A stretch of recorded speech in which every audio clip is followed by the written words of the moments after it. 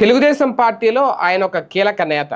అలాగే గతంలో ఎన్నోసార్లు మంత్రిగా పదవులు అనుభవించిన నేత. ఒక రకంగా చెప్పాలంటే తెలుగుదేశం పార్టీకి ఉత్తరాంధ్రలో ఒక ఆయుపట్టు లాంటి వ్యక్తి. ఆయనే అచ్చెన్నాయుడు.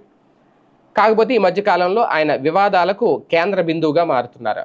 ఎలక్షన్స్ ముందు అప్పట్లో ఏదో నారా లోకేష్ గారి నుంచి ఏదో చేసిన వ్యాఖ్యలు వీడియో అప్పట్లో వైరల్ అయింది.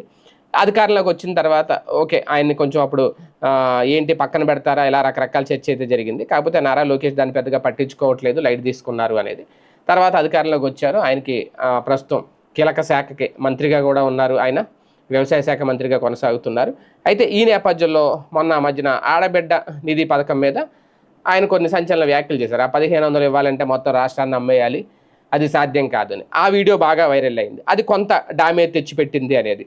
అలాగే ఉచిత బస్సు మీద కూడా ఆయన వైసీపీ నాయకులు చీరలు పంపిణీ చేస్తాము అని చెప్పి ఆర్టీసీ బస్సుల్లో ఉచిత ప్రయాణం చేయాలి అని వ్యాఖ్యానించి కూడా అప్పట్లో కాస్తంత అబాస్ పాలయ్యారు. అంటే రాజకీయాల్లో ఇలాంటి విమర్శలు కామనే. కాకపోతే సీనియర్ నాయకుడు, పైగా గతంలో కూడా రాష్ట్ర పార్టీ అధ్యక్షుడిగా పనిచేసిన నాయకుడు, ఎంతో కొంత సహనంతో ఉండాలి. కాకపోతే ఆ సహనం కోల్పోతున్న పరిస్థితి కనిపిస్తోంది అనేది ఇటీవల ఒక బఫే భోజనానికి సంబంధించి దాన్ని రైతుల ఎరువులకు ముడిపెట్టి ఆయన చేసిన వ్యాఖ్యలు కూడా వివాదానికి దారితీశాయి. ఒకవైపు రైతులు ఎరువులు లభించక ఇబ్బంది పడుతుంటే ఏదో భోజనానికి ఎగబడినట్టు రైతులు ఎగబడుతున్నారు అని మాట్లాడడం అనేది కూడా కాస్తంత ఇబ్బంది తెచ్చిపెట్టింది.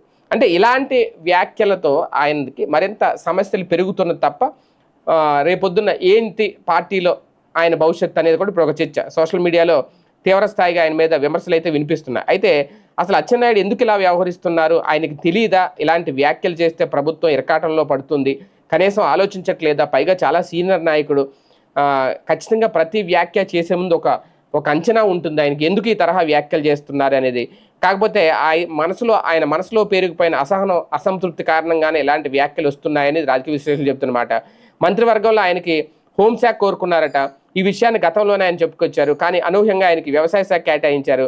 ఇదే ఆయనలో ఉన్న అసంతృప్తికి ప్రధాన కారణమని ఈ విషయాన్ని బట్టి చూస్తే చంద్రబాబు పట్టించుకొని సరిచేస్తారా లేదా అనేది, ఆయన ఆవేదనను బాబు గారు పట్టించుకుంటారా లేదా ఆయనకి ఇలా వ్యాఖ్యలు చేసుకుంటా పోతే ఉన్న మంత్రి పదవికి గండం ఏర్పడుతుందా అనేవాళ్ళు కూడా లేకపోలేదు. ఏది ఏమైనా అచ్చెన్నాయుడు గారి తీరు పట్ల, వ్యాఖ్యల పట్ల సొంత పార్టీలో సైతం ఒక చర్చ అయితే మొదలైందట.